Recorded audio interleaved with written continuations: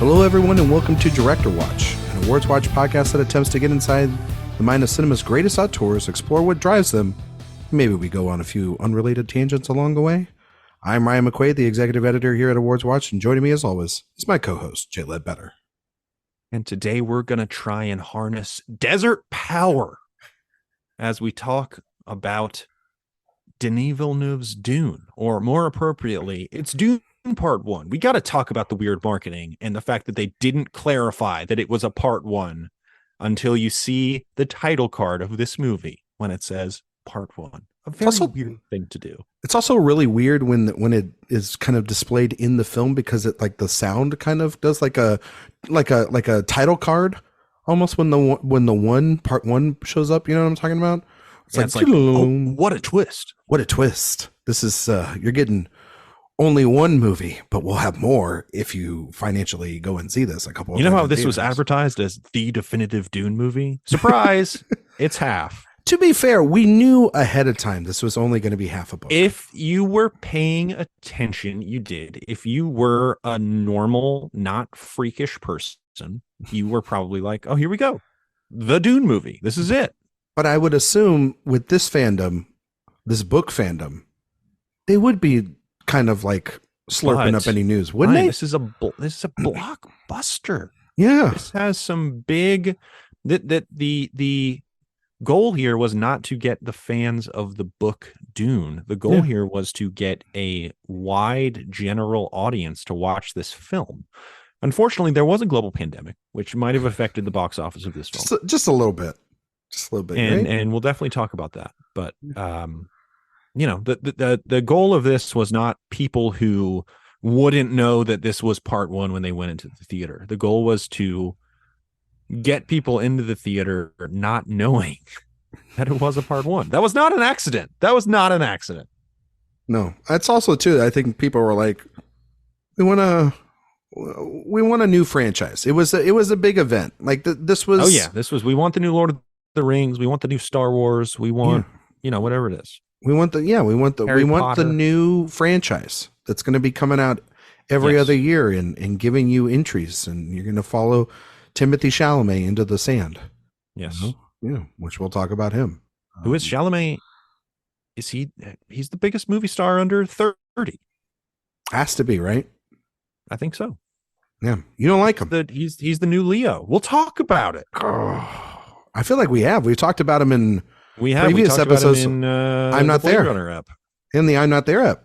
Yes. We have brought him up 3 times on 13 episodes. He's kind of the main character of this podcast. He is the protagonist, as Christopher Nolan would say. But this is also, before we get into it, this is the last time we're talking about Villeneuve. The last Denis. Because we're going to talk Dune 2 when it comes out. Yeah, next year. A month? Nope. Next year. Oh, 5 months.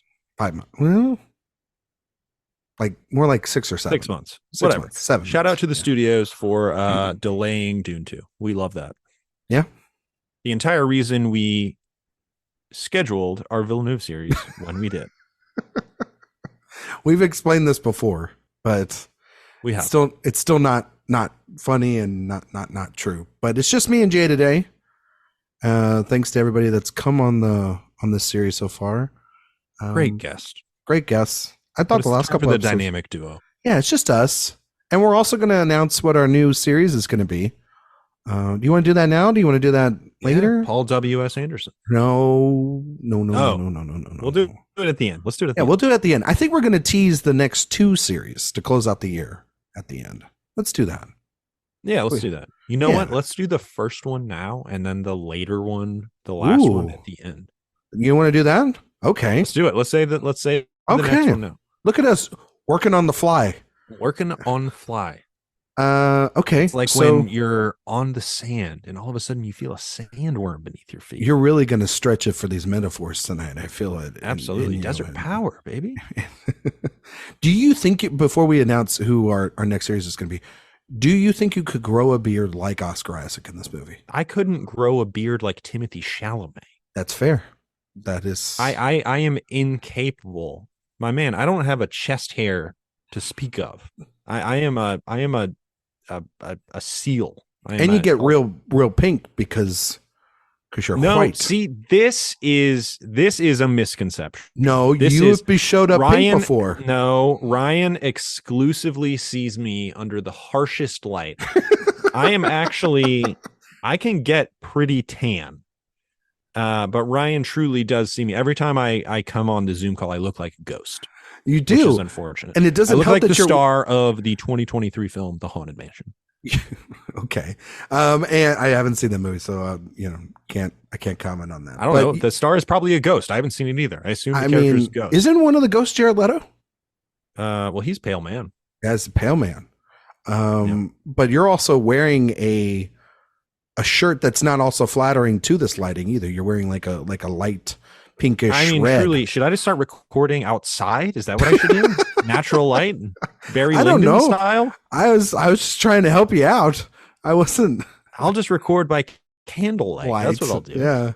Well, I don't know if that'll help. The you light got the needs to be posters coming from here. underneath, not above.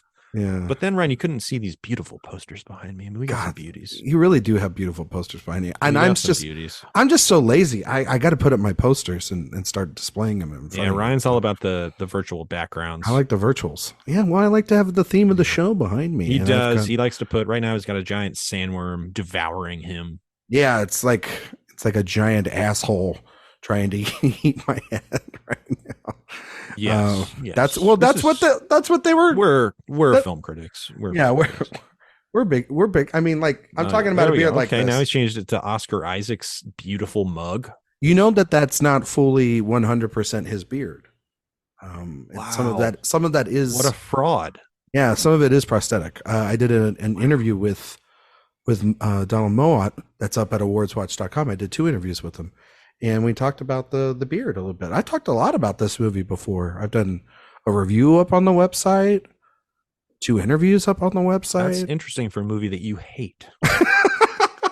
That is not true. I like this movie a hell of a lot more than you do. But no. Okay. Getting sidetracked, as we always do on the show. Jay, do you want to announce who our next series is going to be? Since this is the last one. I'm very excited for it. It's going to be I like a shorter series. It's fun to do kind of a short one. This is a month series. This is going to be 4 weeks. Mm-hmm. And we're talking Lynn Ramsey, and I'm stoked. I'm stoked. Me too. About it. Can't wait. One of I know director Barry Jenkins's favorite directors is Lynn Ramsey. Yeah. Very important to the indie scene. Very important. Only 4 films though in like 20 years. 25 years. Yeah. It's crazy. But those films, dare I say, fascinating films. I've already started to watch. Lot to chew on that bone. Lot to chew. Yeah, for sure. They're great. This was a Jay suggestion. The series that we'll talk about and tease at the end of the episode I feel like it was my suggestion. I just kind of just it was a you suggestion, and then also an every human being on the planet suggestion. Everyone who watches movies suggestion. It was it's about time we just do this suggestion. This was we'd like people to listen to the podcast suggestion. Well, it's also we love this person's suggestion. Yeah, we love Paul W.S. Anderson. Oh my good God. All right. So we're here to talk about Dune. Dune Part 1, which is directed by Denis Villeneuve, stars. It's a big cast. This is a huge cast. Oh yeah, big time. Timothée Chalamet, Rebecca Ferguson, Oscar Isaac, Josh Brolin, Stellan Skarsgård, Dave Bautista, Stephen McKinley Henderson, Zendaya, Charlotte Rampling, Javier Bardem, Jason Momoa. Did I miss anybody? David Dismalchin. Oh yeah, you forgot Dalmatian. Yeah, I'm sure you did forget some folks. Shannon Duncan Brewster. I couldn't forget her. She's awesome. It's a deep roster here, and Villeneuve's going back to a lot of his faves for sure. Definitely in supporting roles. I love that he's a Bautista supporter. Love him working with Brolin. I think him and Brolin work really well. The movie is about a noble family who is embroiled in a war for control over the galaxy's most valuable asset, while its heir becomes troubled with visions of a dark future. I think that is putting it lightly what this movie is. But that's No, it's a pretty straightforward movie. Not a lot of mythos or not a lot of mythos. world building. Jay, before we get into Denis Villeneuve's Dune, Mm-hmm. I think it's only right that we talk a little bit about David Lynch's Dune And the literary Dune as well. Have you and read the the literary. book? I have read some of the book. I've read about 100 pages of the book, and it was so full of mythos and world building that it almost felt academic. Yeah, it was to the point where I just switched to audiobook. Is that okay? Audiobook counts as long as you absorbed it. I did. I do want to read the book in total, but yeah. You know, the first time I read it, I was like, "Oh, this will be a great beach read." No, not a no. good beach That read. is a terrible beach read. That's in bed. This is you go to like a sensory deprivation tank and you read Dune. That is the ideal place to read Dune. But no, as far as Lynch's Dune is concerned, Ryan, we've talked about this film together before on our prior podcast. And I'm a fan of David Lynch's Dune, certainly more as an aesthetic work than anything else. I think it's an achievement as far as special effects are concerned, as far as design is concerned. It really possesses that Lynchian discomfort that you feel a lot of times over the course of the movie. It's also completely incomprehensible, which is a problem.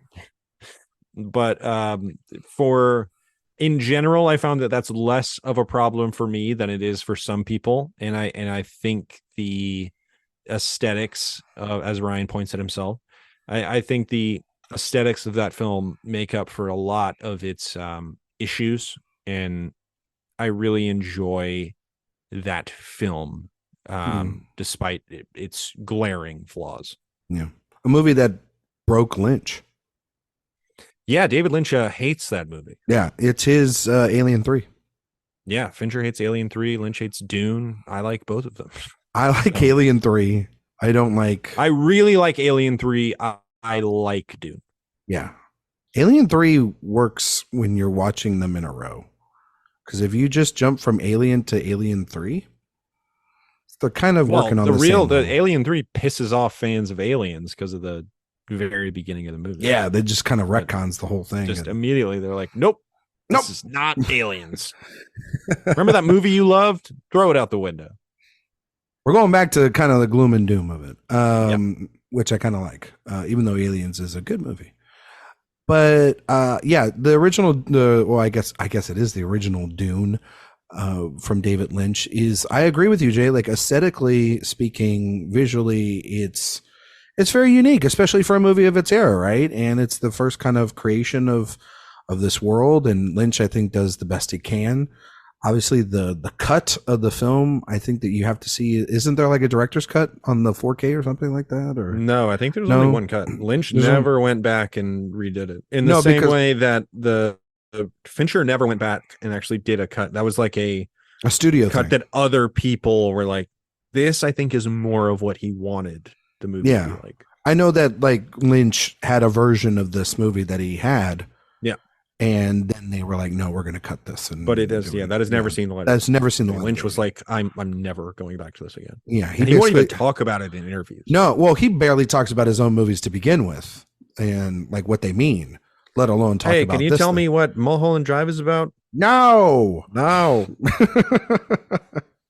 Which, I mean, you just got to love him for that. But he's the man. He is the man. But this movie, when you talk about, what did you describe it as, plot-wise and everything, Jay? How did you describe this movie? Yeah, no, not this one, but the original Dune. What did you call it? Oh, it's like an aesthetic achievement, but completely incomprehensible. Yeah, exactly. Yeah. And being so incomprehensible ruins the whole film entirely for me, and it makes no damn sense. Even though when you watch this movie, half of that movie's in there. Yeah. But then the second half, which is going to be the part 2, which we talk about in 7 months, none of that's really fleshed out, and it's kind of thrown in there and You don't feel the stakes of that movie, and I don't know. It's just a weird thing that exists, and it proves, I think, the point that Villeneuve is making with these two first Dune films is this is a giant property.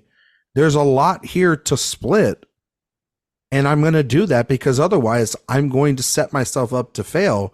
And I think Lynch probably didn't know that, but I think that this is such a vast text that you set yourself up to fail if you try to adapt it into one thing, let alone having massive studio interference and expectations and goals that one had, as well as what this one had as well too.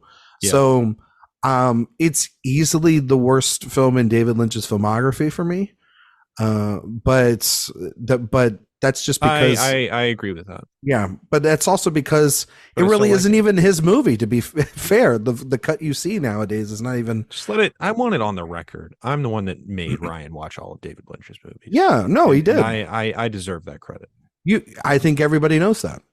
But now our director watch. Everybody knows that. What about our new listeners? Well, our new listeners are definitely going to know that now because you just said it. Yeah, I have to let the people know. Yeah. And you know what? And now he's one of your faves. I love Lynch. Dude's. Yeah. I just watch videos of David Lynch cursing, and I think behind the scenes videos of him on like Twin Peaks: The Return, elite stuff. When he's just like, "What the fuck are we even doing?" David, I think this scene is a little too long. Who gives a shit how long does it? Yeah, he's the best. No wonder freaking Spielberg wanted to use him in The Fabelmans. It makes absolutely perfect sense. I love whatever he'll come out with in like 8 years or something. If he ever comes out with anything, he doesn't need to come out. If he ever does, he's actually got do another one of those little talking monkey movies on Netflix. Maybe he'll do the sequel to that. He obviously also too has one of like the best filmographies out there. Period in the story. So as far as yeah, he does. He's one of my favorite directors. Yeah. One of my favorite directors. Also, Twin Peaks: The Return is a TV show. It's not a movie. It is a TV show, and it's also a masterpiece. Yeah, it's great. I love it. Yeah. Anyway, Dune Part 1. Let's just call it that. Let's call it that because that's what it is. Because that's what it is. Even though it's just called Dune, everywhere still, all over when you look it up online. So, it's just called on like Dune. IMDb, Dune is going to be Dune, and then Dune 2 is going to be Dune Part 2. Yeah, it's stupid. Stupid. It's just dumb. It's just dumb. So, when you first saw this movie, I know you had a little bit of reservations on it. Weren't as high as a lot of people. Higher than myself. I liked it. You liked it? You did say something though that was a point of conversation for a lot of people, which was this is half a movie because it's half a book. Half a movie. It remains half a movie. And I was going to ask. Watch. I will just say it. I was going to ask you, does it remain that way for you? And what was the rewatch like for you? So, yeah, I remember seeing this movie the first time. I never saw it in a movie theater. You never saw it in the theater? No, I only saw it on the old HBO Max. Now known as Max. You didn't put a mask on? No, I never masked up and went out to visit the Fremen.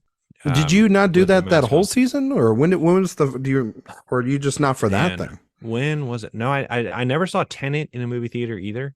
Did you West Side Story it though that year? I West Side Storied it. I did do that. That might have been the first one back, maybe. Okay, I'd have to go back and look. But I'm not shaming you. I'm just curious. I don't remember. Don't remember. No, that you know what the first one was? I think was. Well, when was A Quiet Place 2? That was the next year. Well, no, that was that year. Yeah. I think that was the first one back for me. Was A Quiet Place 2. But you were like sporadically doing it. It had to be something special. And then I yelled at a child in A Quiet Place 2. That's right. It wasn't at those kids and they were sitting behind you. You're like, hey, shut up. Well, the problem is it was in A Quiet Place 2, a movie. Yeah, you can't talk in those movies. So reliant on silence. You have to shut the fuck up when you're watching Meanwhile, those movies. these kids behind me are on their little recliners going, and I just turned around. I said, "Are you guys trying to be as annoying as humanly possible?" And let me tell you, they didn't make a noise after that. Do you think the reclining seat has ruined the overall theater going experience? No, I think it's enhanced it. Really? Because I think people then act like they're at home. when they do shit like that? So maybe enhanced it is the wrong term. I think it has given movie theaters, they've made movie theaters more sustainable. Okay. I think they're an important addition to the business. Well, now because they're on like every theater, it's kind of like, and I am very much pro reserved seating. Oh, you don't like it when what it used to be when we were growing up? No, hate it. Let me reserve my seats. Let me be proactive. I'm a scheduler. Yeah. When it comes to movie theater seats, just let me come 15 minutes after the announced start time, so that I don't have to watch 25 minutes of trailers. The trailers these days, let me go into Larry David mode here. I mean, just ridiculous. What's the deal with trailers? Absolutely absurd. 25 minutes these trailers last. It's insane. And half these trailers show the whole movie. It's truly ridiculous. That's why press screenings are the best. They're the best. Yeah. Best. That's why going to a festival is kind of great, because most of these movies don't have trailers. So you can just go to a festival and you see the movie, and then you're out of there and you go to the next one and they don't show a movie trailer. Anyway, Dune. Yeah, Dune. Never saw this in the theater. I've only seen it on HBO Max/Max. Do you think you'll go see it in a theater when part 2 comes out and they do like the double? If they do, I'll go see it. Yeah. If that's a thing, I will. I'd recommend it. You got to see this one on the big screen. I absolutely agree with that, because the power of this film, the desert power, if you will, is the fact that it is so immersive. And that's been my whole thing with Villeneuve over the course of this series, is just how he envelops the viewer. Yeah. The way that he makes movies. Mm-hmm. And that is in part because of the great crews that he puts together, and also just because of how he makes movies. Mm-hmm. And this film, I think, is an achievement in many ways when it comes to scale. This is one of those movies, you have a couple of these every year, that when you watch it, Oppenheimer was kind of this way for me this year. When you are watching this movie, in the moment, you are like, this is the biggest movie ever made. And that is kind of how Dune feels for me when I'm watching it. And that's impressive, because this isn't the most expensive movie you'll ever see. It's a very expensive movie, but it's not. Villeneuve is great at taking advantage of the money that he does have on hand, because I'll say this about this one, a lot of actors that I love, but as of 2021, not the most expensive actors ever, which is where so many movies get bogged down budget-wise. Mm-hmm. And it really is able to take advantage of the money that it has with the effects, and also just getting the best people with the effects, where it's just you're getting the most bang for your buck, and it feels so massive. It feels so much more practical than it should, given the fact that it has so many special effects in it. And it is a film that is grappling with this kind of connection between heroism and colonialism, and these problematic areas of grappling with this hero who is also a colonizer, and then maybe trying to ingratiate himself into the environment, kind of Last of the Mohican style a little bit. And I can't wait to see how that develops in part 2. But I say that and say I can't wait for part 2, because this is still half a movie. This is half a movie. It is fully half a movie. And I was thinking about some films that are similar. Specifically this year, I was thinking of Spider-Man Across the Spider-Verse that came out this year. And a lot of people have accused that of being half a movie. That movie to me is not half a movie. That movie is a full movie, and then a tacked on, here's twist. Another thing. Here's a twist. Yes, a little twist on top of the full movie. This movie, if you want to say the climactic event of this film is when And we'll go into spoilers now. This movie's older. I'm sure most people are listening to this. It's 2 years old, and we're also a huge movie. Yes, it's a huge movie. If you're listening to this podcast, you've probably seen Dune. Yeah, come on. If you want to say the climactic moment of this film is when Paul kills the Fremen, that is a freaking fizzle. It is a blip on the radar of this movie. Okay, and it really is like, okay, here we go. We're scaling, we're continuing to scale, and we're not really going to satisfy any of kind of the traditional narrative structure that you're accustomed to the point that I imagine when part 2 is made, there's going to have to be some sort of new cut, the final cut, the full cut of the movie that probably lasts 4 to 5 hours, I guess. Yeah. But that is gonna have to be the only way you watch this movie, because I truly am like, I don't even know how much I like this movie yet, because the movie's not over. This could go up so far in my estimation, or so far down in my estimation, depending on how the second Dune Part 2 is, because it is a continuation of this movie. This movie's not over. This movie is halfway done, and I am very excited to see the second part. I would love it if they did, in a theater, here's part 1, and then immediately after that, we're going to watch part 2. I think that could really make for an incredible experience, because Villeneuve he just has a knack for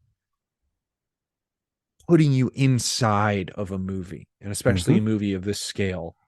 But I'm just not sure this is a whole movie. Convince me otherwise. Okay. So, one, love that Villeneuve is doing this. I love it. I love it. You know who was the originally supposed to make the remake of Dune? Who? You got a little background? You got a little background here? How does Peter Berg's Dune sound to you? Republican. 2008. Peter Berg was supposed Would to. Would Mark Wahlberg still play Paul Atreides in that? What's going on with all these sandworms? What's going on? What are you talking about? Gum Jabbar. Yeah, that sounds great. No. Like, I'm just thinking of him in the happening mode. No. Whoa. I would love to send, like, have you ever seen what is that, Deepwater Horizons and Malkovich? Malkovich could have played like the Emperor, like what Walken's going to do in part 2. Malkovich would be good. Malkovich would have been a good Emperor anyway. Just put that out. Malkovich is sort of, he's in the lineage of Walken for sure. Yeah, like Walken walked so that Malkovich could live, right? Walkened. Yeah. So that Malkovich could. Malkovich? Sure. Yeah, there you go. Imagine being John Malkovich, though. I wish somebody. You know what? That would be crazy. Hopefully, one day somebody makes a movie about that. Anyway. That'd be so sick. Anyway, we're so stupid sometimes. I swear to God. Okay, Dune Part 1. Listen, you and I have had this conversation for 2 years. We have. I am very high on this movie. You are. You love it. I love it. I think it's great. I think it has to do with the fact that this was one of the first like blockbusters that we saw post pandemic. Tenet in this, basically. I saw Tenet in theaters, but it wasn't at a press screening. It was at a normal screening. I was double masked. I had gloves on. I was like, I am not getting COVID. This is the first big movie post booster, right? Wouldn't you say? And that? I like Tenet even more than you do. I love Tenet. I am Tenet's number one stan. You are, and what's great about that, and I'll put this on the record, is for a year I heard it from Jay bullshit about Tenet and how annoying it all was, and then he saw it, and it was his number one movie of 2020, and still one of his favorite films still one of his favorite movie of the decade, right? Now he's a Nolan boy. I love that movie. Now he's I'm kind of a Nolan head now. You're kind of a Nolan head now. What growth I have had. Look at you growing the hell up and realizing what we have in front of us right now. And I think you gotta kind of have to do a little growing here tonight because interesting. Because I think that you got to get off this one movie thing because I think you're going to look foolish in like 7 months time. How do you feel when this movie ends? Are you satisfied? I feel like I was with Fellowship of the Ring. Give me the next one. I know it's coming. That's how I felt. My anticipation only grows every day they delay it. But I'll say Fellowship of the Ring came out a year later. Like, well, no, it was later. 2 months. Two Towers comes out a year later, and then Return of the King comes out a year later. Comes out like a year after that. Yeah. Like they were all filmed at the same time, released normally. But I didn't know that until I saw Fellowship of the Ring, and then my dad was like, the next one's coming out next year, and I said, cool, I will see this one 500 times until I get that next one, and then I got that next one. You can't speak. I might speak the same way that you talk about that a year from now when I've seen part 2. No, I think that's fair. That's entirely possible. But I think that right now it's not a full movie. But I also think that that's not a full story either. Like if you just watched Fellowship of the Ring is very good. It's a very good movie. No. It's a very good movie. But if you just watch that, you'd sit there and go, wait, I look at you and I'd be like, there is a come on, dude, there's 2 other movies there. In Fellowship of the Ring. There's a satisfying arc within that movie. In this movie, it is like, okay, here we go. Act 2 on the way. Yeah. Though I will also say, maybe Fellowship isn't the right one, but 2 Towers might be the right one. Where they're like, at the end of 2 Towers, they literally get up on a hill and Gandalf's like, the Battle of Helm's Deep is over, but the war for Middle Earth has just begun. Title card. And you're like, well, shit. Now I got to wait a whole nother year. But at least you had the Battle of Helm's Deep, though. You True. Have that in this movie. But you have the fall of House Atreides. That's the real big thing here. That's the thing that gets here. But a lot of that is kind of off screen. A lot of that's on screen. A lot of that is the major setup of this movie. Montage. And also the goal of his father, of the wonderful Oscar Isaac in this film, Leto, our favorite guy, of Leto Atreides, is his wanting to unite with the Fremen, and this idea of harnessing desert power, and we love desert power, and uniting against the Harkonnen. Mm-hmm. and upsetting the Emperor and establishing a giant power. Paul does that by the end. That's what his father wasn't able to do. He starts. Well, he doesn't. And so also this is we knew going in. That's the thing. Everyone that has complained, I'm not getting on you, but everyone that has complained that I know about this knows that there is a part 2. Know there are multiple films coming out.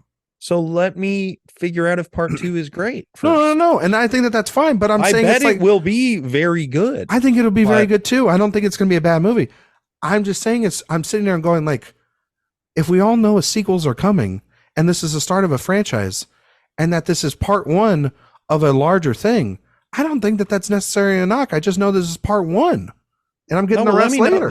It just makes me say, I think this movie is good. I don't think the movie is over yet. No, and I think that's fine, but I think it to be a ding on the movie is a little. I think it's a ding on this movie until the second one comes out. Okay, sure, maybe. Okay, I'll give it to you, I guess. I don't think it's a big issue, and I think a lot of people drop their grades because of it. I'm like, I was left less satisfied than I wanted to be because it ends, in my opinion, on such a fizzle. How would you have wanted it to? That could be overcome. I don't know how I would have wanted it to end, but they split this movie in half in a fairly anticlimactic way. Okay. But to be fair, it left me eager for part 2. Yes, which is maybe supposedly that's the goal. I'm talking with Sophia Simonello, who's read the book the whole way. The second half of the book that they are adapting for part 2 is a much more interesting half of the book. Mm-hmm. And when she told me that, going into this, I was like, okay, well, if he's able to take what we say the first 100, you read the first 100 pages. Yeah. And how just very like dense. Very dense. And you're like, how over, like it just, it shakes your head like boggle. You know, a lot of words they're not in the English language. And and you can read. You get it. Ryan, I can read. I would hope so. And yet, people call this an unadaptable text. And I sit here and go, after watching this movie, and I've seen this movie like 5 times, going, I think this movie is kind of like Blade Runner 2049. I think this movie is a miracle that is existing on this planet, because we've seen what this property can be. With the full film, it could be a catastrophe. I think that this is the only way you can do it. And sure, is the ending maybe a little anticlimactic for you, Jay? Absolutely. I'll give you that. That's fair. For me, I think it's like they're just going to the next part of the journey for part 2. Like, yeah, I'm just I'm jonesing for it. I'm like, and as and I'm jumping off. Independent work, I find myself wanting a little bit more. Okay, that's fair. But it's like I'm shaking.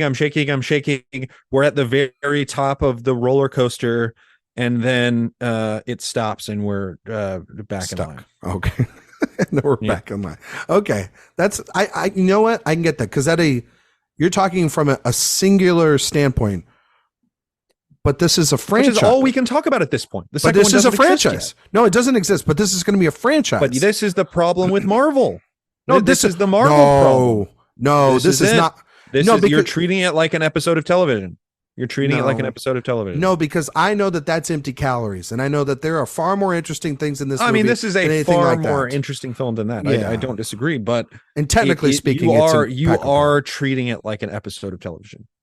No, I'm treating it like an episode in a franchise, like episode 1 or episode 2. You know what I mean? I'm treating it like. But okay, let's talk about A New Hope or Star Wars. Let's just call it Star Wars. Yeah, let's call it Star Wars. And Empire Strikes Back. Empire Strikes Back is the one that some people ding for, like, well, it's not. It doesn't close the loop.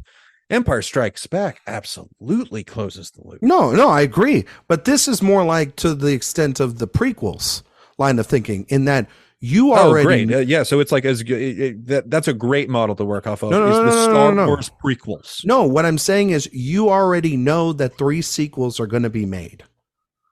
You know 3 films are being made. When the original trilogy comes out, they're making them on the fly. No one even thought Star Wars when it first came out. That's the start of a franchise. That would be, it's literally like the prequels. It's literally like when they did Lord of the Rings. You're hoping it's a success because they're going to greenlight the hell out of these, and you're going to get a bunch of these now forever, or at least you're going to get 3 from Villeneuve, because that's the plan. But it's always been like that. Yeah, and I guess he's going to do Messiah. Yeah, he's going to do Messiah. Yeah. Which makes crazy. Sense. I mean, that makes sense. He's stuck in Dune for like 8 years or something. Well, I mean, he's already got the second one done, and then the other one's probably going to take maybe 2 more years. So, has it been greenlit yet? Probably not, but it will, because Warner Brothers is all Warner Brothers is all about the properties. Well, they could make it and then just make it a tax write-off. That's fair. They could. That's what they do. That's what they do. Never release it. I really do want to watch that movie. Batgirl? Yeah. Why not? What on HBO Max right now do they have to deliver with the strike going on? Nothing. Put it up there. Probably get some subscribers. But then they couldn't write it off. Yeah. Yeah, I guess so. I don't know. From an accounting perspective, that's gone. Bye-bye. Remember, yeah, but from a legal standpoint, I'm sure they can get a bunch of lawyers in there, pay a bunch of people. I don't know. Sell it to Voodoo. Somebody. They could sell it off. They'd be all right. Freebie. Anyway, that being said, we spend way too much time on legitimacy, I think, of this as a franchise point. Well, it is.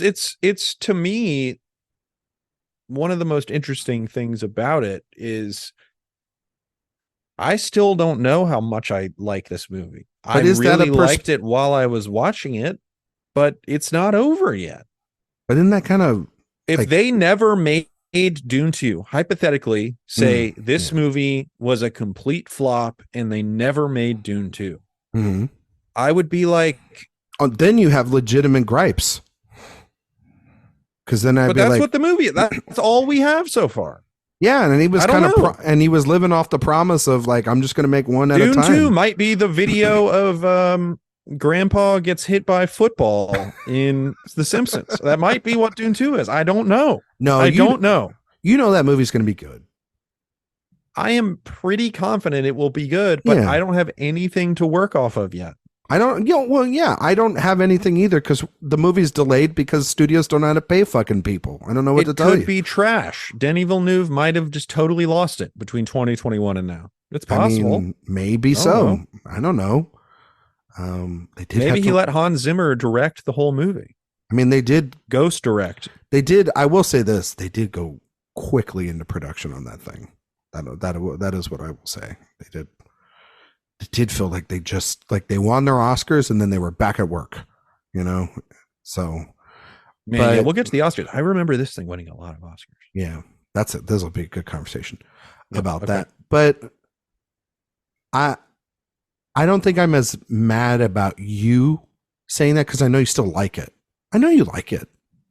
Aesthetically, there's no way you can't. The experience of watching this movie, I enjoy very much until the end, and I'm like tweaking for what's coming next, and I can't wait for it. But it's just it's an incomplete at this point. Well, I can ask you that. Well, I know this for a fact that you weren't a big Lord of the Rings guy.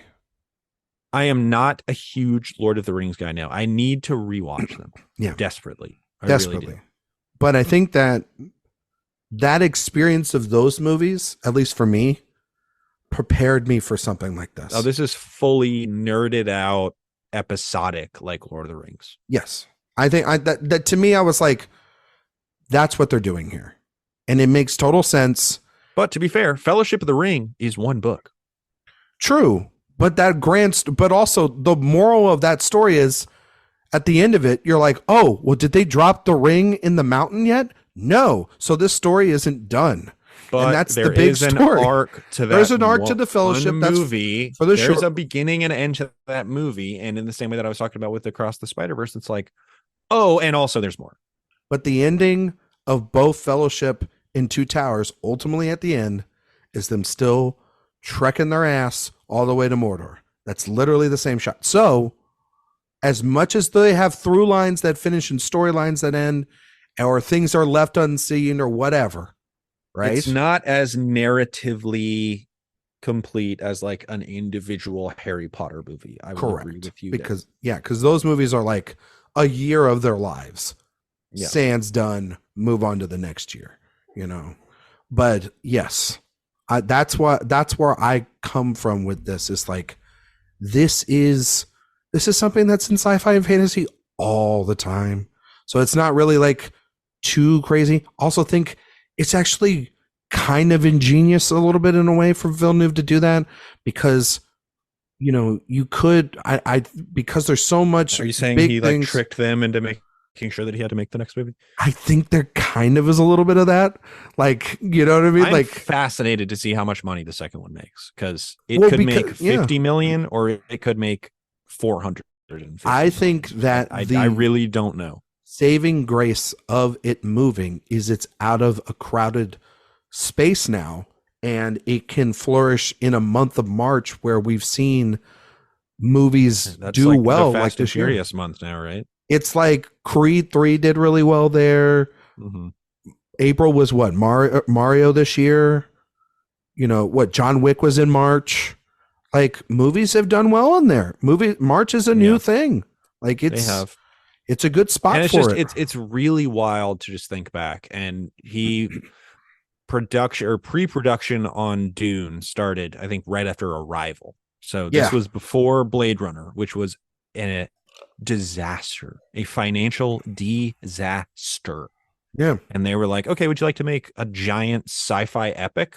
Would you like to make one of the most unadaptable properties and put yourself in a giant fucking corner where you Would have you like to to make another very niche sci-fi film where the fandom is even 10 times worse and the lore is 10 times more complicated. It is a fascinating arc to his career. I think it kind of speaks to how good he is to work with, probably. Is it also something, well, he also has a connection to this source material because he was a fan. He loves it. He had been talking about for years how he wanted to make this film. This is the first time he's put his name on a script since Unsundays, which says a lot about how involved he was and how passionate he was about this, which says, I mean, Jay, that's huge.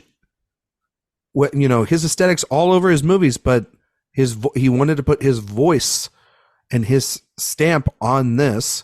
So maybe that also, that decision of cutting it in half comes from a fan standpoint too, of knowing when to pause the book. So then I can therefore then, you know, build up the next part, which is supposed to be this giant, second part of this epic. But then I don't know. It to me, you talk about from the box office standpoint, like what is this movie's like? Where does this sit in the lexicon?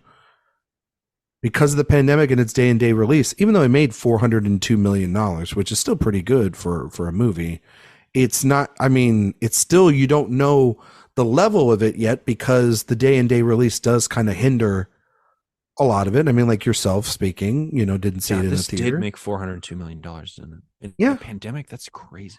That's really good for it on a 165 budget. That's like no one is upset about that. No, that's why I think they can say, and it wins, or it's nominated and wins all those Oscars, and it's an awards player. Don't spoil it. Well, I mean, it's kind of a big part of the deal. I think why it gets the second part greenlit so quickly. But yeah, I mean, it's a good movie. I like it. I mean, like, okay. Let's talk about the good stuff of the movie. Let's talk about the good stuff. There's too much time talking about the legitimacy of it being we're getting into the real sweaty stuff. This movie is really good. It's really good. It is like immaculately made. That is the one thing you can say about every Denis Villeneuve movie, whether you find them cold or not totally enlightening. Put a sweater on.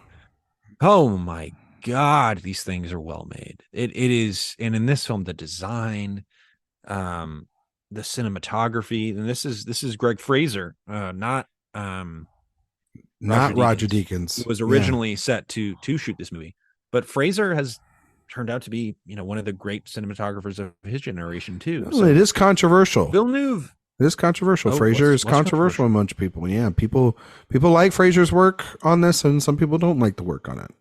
Yeah. Well, I will say the very last sequence I don't think looks that good. I think it looks a little washed out. Are you talking just the final fight, or are you talking about the when when it turns to dusk, basically at the end of the film, when the sun goes down? Okay. I think it gets a little murky and a little hard to decipher, to the point that when it came up on my TV, I was kind of like, is my TV messed up? Which is not what you want to think about when you're watching a 4K.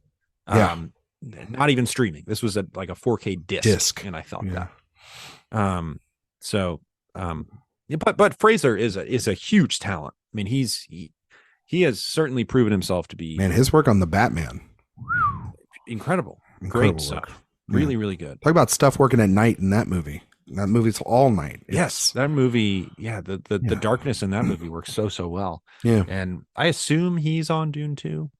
Oh yeah, I'm guessing. Yeah, he's pretty much everybody is back for Dune 2. Everybody's back. Yeah, I figured. What do you think of the score here? This is Hans Zimmer. He's a madman. He's a madman. He's fucking insane. There is not a second of this movie that doesn't have a Hans Zimmer score over it. I gotta tell you. So Hans Zimmer can run me hot or cold. Like, yeah, I love a Hans Zimmer Interstellar score like nobody's business.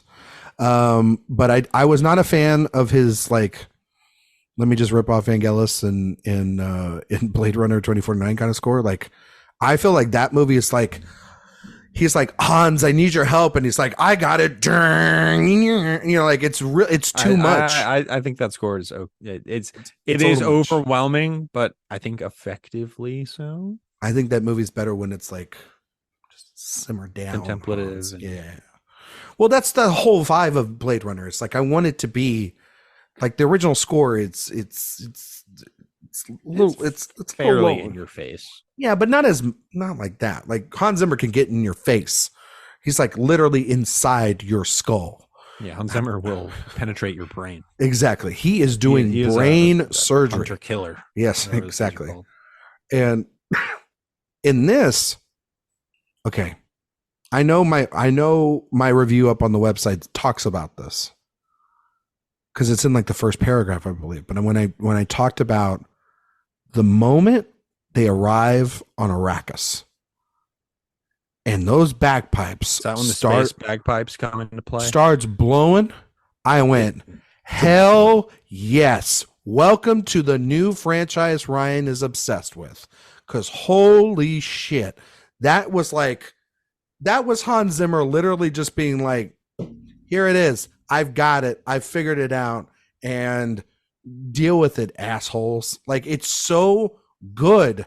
And they're just like walking to those bagpipes out on that sand.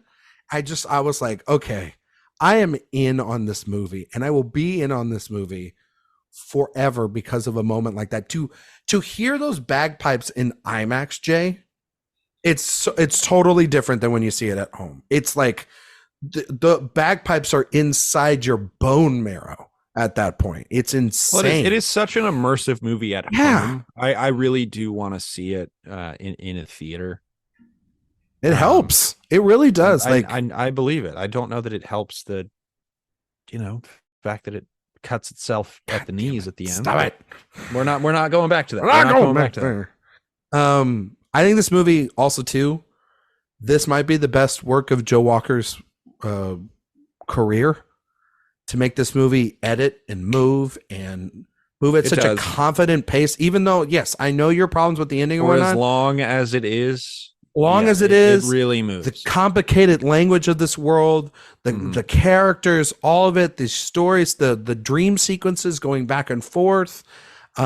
It's impeccable work. I mean, I watch it because I watched it on the rewatch now, and I focus a lot on the technical aspects because I understand why it was such an achievement in its year, because like this is what we talk about with Blade Runner again, where it's like only he could think of something like this. It's like watching Oppenheimer. Only this madman could think of it this way. His people working with him are operating on a level that nobody else is. And you're kind of just sitting there in your seat, like you were saying, immersed into whatever creation that this guy is doing. And there are faults in every movie. Don't get me wrong. There are even a little bit of faults that people have picked up on in Oppenheimer or in this. But they kind of ultimately wash away because do you not think there's such thing as a perfect movie? Yeah, I mean, we're going down another rabbit hole. Well, yeah, I mean, there are perfect movies. Don't get me wrong, but that's also a subjective thing as well, too. It's not, Oh, for sure. All of this is subjective. I mean, I recently just watched Citizen Kane again, and that's perfect garbage. Movies I don't know. I think what was he thinking? I think that's a perfect movie. I mean, Godfather's pretty perfect. Here's the thing. When I talk about perfect movies, I sit there and I go, I wouldn't fast forward through any of these moments. I wouldn't cut it out. I wouldn't replace that with that. When you go down the rabbit hole and you're like, such and such was going to direct that, I would be like, no, I don't need that. Thank you. Have a nice day. But if I think with this film, I am like, there's nothing inherently wrong with this movie. I'm like, great. Here we go. And then I run into a wall and it's over. I don't think you run into a wall. But I think you walk into a door. We litigated that enough. I think you walk into a door that's locked, and it's not going to get unlocked for a little. But I don't know what's on the other side yet. I think you know it. I think you know it. Again, I think you know what's on the other side, and it's another great movie that's going to continue. I bet it will be, but that's conjecture. We don't know. We don't know. I'm pretty sure. It could be terrible. I know how much you like Denis Villeneuve. I like Denis Villeneuve. I know how much you like this first one. I think you're going to be fine. I think when we're in 7 months from now, not talking about a disaster. I think we're talking about like we'll we'll rewind this. And I think Jay's going to be like Redux. Well, I was high on it before this movie came out. I remember you were like, "We're never going to get part 2," and then I was like, I actually was not fully confident we would get part 2. But God, I did not realize that it made $400 million. Yeah, in a pandemic, that's crazy. I mean, the Tenet numbers are even crazier. It made like 380 something, I think, and that's without vaccines. And that was in the heart of it. Peak. Yeah, COVID. Now he's made $900 million on a 3-hour talkie movie. I mean, Christopher Nolan. There are very easy correlations to make between Nolan and Villeneuve. Villeneuve is, as far as the brand is concerned, he's Nolan light. Yeah, but I would be shocked if he made $900 million on a Dune movie too. No, absolutely not. Oppenheimer is like a miracle. I cannot believe how well that movie did. Yeah. But this movie, let's talk about this movie. We haven't talked about this movie very much. Can we talk about it? You want to talk about really good? You want to talk about I have performances? an incredible time watching. Well, what do you think of the story? Yeah, let's talk about performance. Let's talk about Chalamet, because I have a different opinion of Chalamet after I watched it this time. You hate him still. And my opinion of Chalamet in this film is that no. My opinion of Chalamet now is that I think there is an impressive difference between how he acts in the reality sequences and how he reacts in the dream sequences, the vision sequences, which is he exudes a certain confidence in the vision sequences that I think he doesn't exude in the reality sequences, and I think that's very purposeful. Oh yeah. When I saw the movie the first time, I sort of saw his character as being depicted as a traditional hero, or him trying to perform as a more traditional hero. Whereas this time around, I saw him more in the reality sequences as an uncertain young hero to be.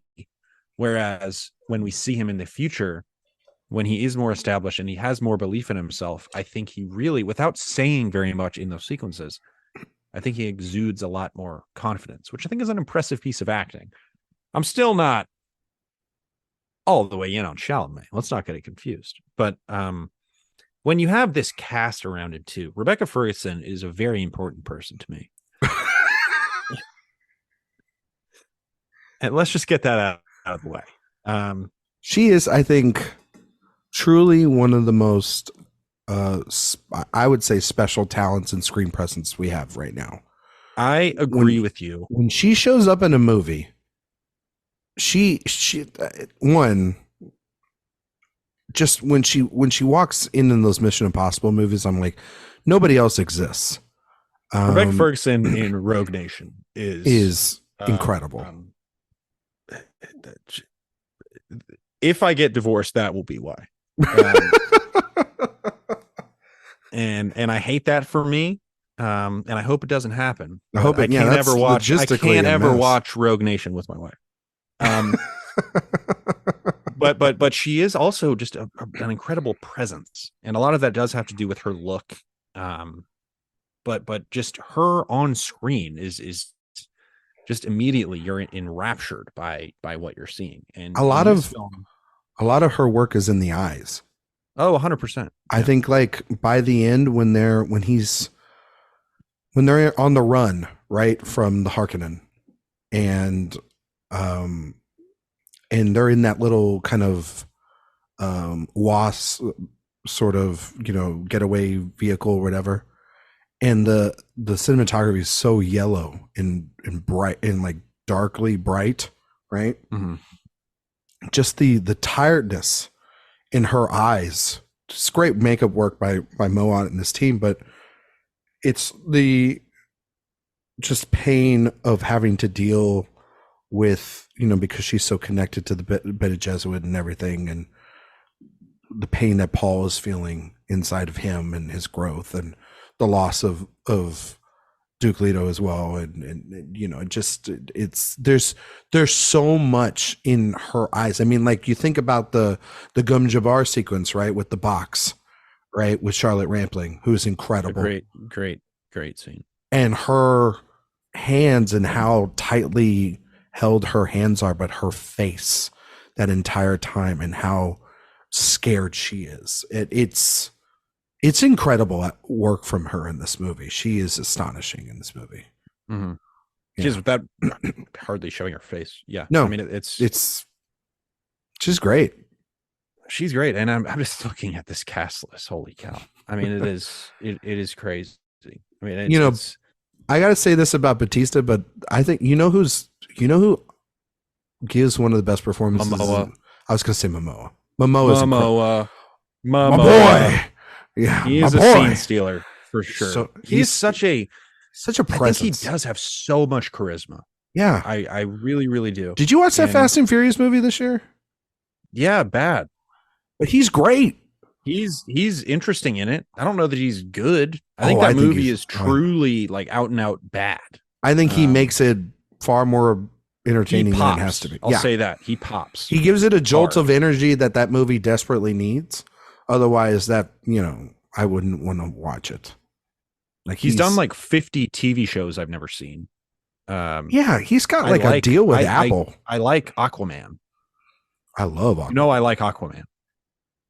Yeah. Are you excited for that sequel? It's James Wan. I'm excited. I mean, I don't know. Yeah, sure. James Wan is good.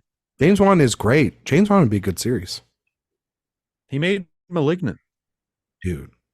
What more could you ask for from a director than making Malignant? He made the first Saw movie. He made Conjuring. That actually would be an interesting series. We need to do a horror series at some point. He's an interesting dude. He's kind of the modern master of horror. Had carte blanche at WB for a minute, and he still might. How Aquaman 2 does. But yeah, I don't think any of those superhero movies are doing particularly well right now. But it does. But I mean, just talking about the cast, the delivery of their brutal by Josh Brolin is one of those deliveries that I find so untraditional that I think it makes it so memorable. And I think he's really good in this movie. Him and Villeneuve seem to have. They're working on other levels. Wavelength. And Oscar Isaac, who I was sure would be one of the biggest movie stars in the world, has sort of fallen a little bit. This is an interesting role for him. Do you not think he's fallen a little bit since, like, after Ex Machina and Inside Llewyn Davis? I don't think he has fully fulfilled his potential. Do you disagree with that? I don't think that. Well, I mean, a Most Violent Year is right there as well, which he's fantastic in. And then he worked with that David Simon show, which I thought was incredible work. And I know he kind of went down the franchise hole. This is him still being in that franchise hole, right? Did you watch oh my God, what was his Marvel show? Moon Knight. Yeah, did you watch that? So I did watch Moon Knight, and I think that Moon Knight it's a show. That's awesome. That came out on Marvel. That it's a show. That's very but cool. He's good in it, but that show is a mess. But it's card counter. What a good movie. I'm thinking about, okay, so let's do it since you want to bring this up. Let's do it. Let's go down the Oscar Isaac hole. So I would say that the biggest first thing that people remember him for is that he's in Drive and he plays Carey Mulligan's husband. God, I just rewatched Drive like 3 weeks ago. What a good movie. Did you watch it with the wife? Because there's notorious the date movie. I did. Yes. This is the famous thing about Drive with me that was very, very early in my relationship with my now wife. First movie we ever saw, about 2 or 3 weeks into our relationship, second, third date, something. And we went to see Drive. I was like, oh, this will be good. It's Ryan Gosling. It's stylish. Like, this will be a lot of fun. About the time he caved a guy's skull in the elevator, I was like, I don't even know if you're into this or not, but I think we should probably leave and at least talk about it. So we left Drive. I didn't see the last 25 minutes of Drive for a very long time. Mm-hmm. And then a few weeks ago we watched it again, and Allie was like, "That was good. It's a good movie." I'm glad that she finished it. And it is a good movie. It is. Do you like Drive? I like Drive. I don't think it's Nick like Refn. He'd be an interesting one too. I don't think Drive kind of rules. I think Drive is great. I think Nick Refn was smoking a lot, and freaking at that Q&A really put him in his place when they were doing it back and forth, when he was like, Drive. That's one of those where you just look at like the aesthetics of it and it's like, oh, that's a J movie more than a Ryan movie. I love Drive. I just thought, but like Refn is a guy that, oh, I mean, that is one of the great clips of all time. Yeah. That is Friedkin, who we should absolutely do. Yeah. Friedkin. Him what did he telling say? Nick Refn that Drive is not a pimple on the asshole of humanity is one of the great clips. Yes. Friedkin is the man. Nick Refn seems like an insufferable human being. I like his movies for the most part. You know, what's funny is I was watching Mads Mikkelsen, because they did the Pusher series right together, and they did Valhalla Rising. Valhalla Rising, and we were talking about those movies individually, and he barely mentions Refn on there until like the end, and he's just like, yeah, Nick is insane. And then he just moves on in the video. He puts his wild stamp reputation definitively on all of his films. I will give him that. He's made like a couple of series. I think he made an Amazon series and a Netflix series that nobody ever talked about, because that's how Netflix and Amazon series work for the most part. Also, too, I didn't even know that. I feel like I should watch. Do you like the Neon Demon? I've never seen it. I think it's just called Neon Demon. I've never seen it. I've heard good things. I think it's kind of good. You think it's kind of good? Okay, I think it's kind of good. Maybe I'll give it a try. Okay, so he's in Drive. Yes, he's like, a couple of years. He's in like some small a nothing roles. in Born Legacy. Yeah, he's like in the first opening thing or whatever, and then Inside Llewyn Davis comes out. I mean, one of the great performances of the last decade. Yep, Most Violent Years the next year. Mm-hmm. Incredible performance. I will say that. He does Ex Machina, and then this is the problem. He does Star Wars: The Force Awakens. Oh God, he does get stuck in Star Wars. That's exactly what he did. Then he does X-Men Apocalypse, where he's playing a disaster. A disaster performance really derailed that series. He's in a movie called The Promise that comes out with Christian Bale. It was supposed to be like this big epic sort of thing that failed. Oh yeah. Then he comes out with. Are you ready for this? Comes out with Star Wars: The Last Jedi. Suburbicon. That's supposed to be like another one of those, like, I'm working with Clooney. It's a script from the Coens. Yeah, but Clooney can't direct. Yeah. Stop pretending like Clooney can direct. Stop trying to make fetch happen. He's going to have The Boys in the Boat come out this year, apparently. I mean, thank God for that. Yeah. Then he does Annihilation, Operation Finale, whatever the hell that is. He's in At Eternity's Gate. Life Itself. Remember Life Itself? That is one of the worst movies. Oh boy. Last decade. This is when he first appears in Into the Spider-Verse at like I'm just straight up discounting the voice performances. As much as I like those movies, that they don't count to his movie stardom. Okay. All right. You don't have to. I'm just the messenger. I'm furious right now. Okay. Triple Frontier. He works back with Chandor. He's like not in that movie very much though. He's in a lot of that movie. He's like the co-lead. No, he is. It's like him. He recruits them all together. Oh, he does. You're right. I was misremembering. That's where he meets Pedro Pascal too. It's like him and Affleck. Yeah, it's like him and Affleck becomes the asshole in that movie. Then that's The Rise of Skywalker. He has a movie in 2020 called The Letter Room, which is I think a short. Oh, that's a short. Yeah, who cares? Card Counter, absolutely. Dune. Rules. And then he had Moon Knight, obviously. And he's just voicing Miguel O'Hara, Spider-Man 2099. He's like the fifth lead in Star Wars, and he's in a Paul Schrader movie that nobody saw. Well, he's technically is he the fifth lead? I mean, like he's part of the three. Okay, let's run down the list here. So obviously Daisy Ridley would be. There's Ray. There's Finn. There's Adam Driver, which is Kylo Ren. Okay. Kylo Ren, and then that's him, 3. Right? Of the new characters. Well, what about Well, let's go. I mean, in the various films, you've got Hamill, Ford. Yeah, that's fair. So Fisher. he's like fifth lead. He's Yeah. like fifth lead. But that's like And then he's barely in the third one. Yeah, he is barely in the third one, right? No, he's kind of with them for the most part, but like he's forgotten about. Like, is here's the third thing. one the one where he goes and visits Kerry Russell, his ex-girlfriend? Yes. Kerry Russell, also a very important person to me. But Kerry Russell also very underutilized. Kerry Russell is in the Rebecca Ferguson Hall of Fame. Who else is in this Hall of Fame? Just technically off the top of your head. Oh boy, Amy Adams. Yeah. Yeah, when we were on our honeymoon, we did like the newlywed game competition, and Amy Adams. The question was, who's your celebrity crush? And my wife immediately was like, Amy Adams. And it was like, not only because she's beautiful, but also because she's so good at her job. I was like, she hasn't been good at her job in a while. Come on now. Who else? Kate Beckinsale's in there. Wow, Kate Beckinsale. Mm-hmm. That was Underworld. Did it for you when you were a kid? You know, it did it for me, honestly. Serendipity. Click. Oh, Click. I'm not kidding. She looks so good in Click. All right, this is getting way all right, too okay. All right, Dune, getting way too Dune. like we're getting off the rails here. Yeah.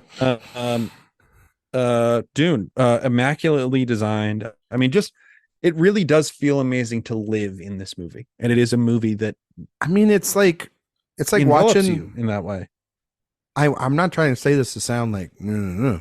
But it's like watching, how it must have felt when I don't know, this is going to sound like a really stupid thing to say, but like when you're watching the worlds being built and you're seeing like how they travel in space and everything and how quiet it is.